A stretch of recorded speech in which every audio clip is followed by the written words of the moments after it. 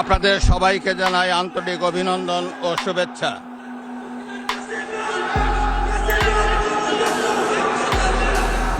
জনাব স্পিকার,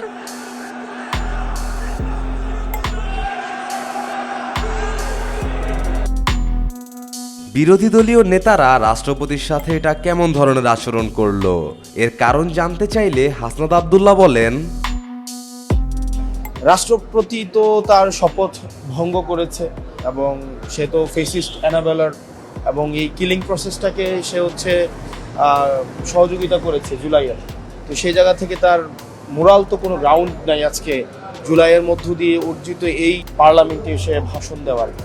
দেখি আমরা সাংগঠনিকভাবে বা আমরা অ্যাজ এ দলগতভাবে আজকে আমরা কি স্টেপ নেই আপনারা দেখতে পাবেন। সংসদে আজ একসাথে বসেছিলেন দুই বন্ধু, হাসনাত আব্দুল্লাহ ও নাহিদ ইসলাম। হয়তোবা সেখানে বসেই তারা এই প্ল্যানটা করেছে। রাষ্ট্রপতিকে শায়েস্তা করার জন্য দুই বন্ধু মিলে কি প্ল্যানটাই না করলো।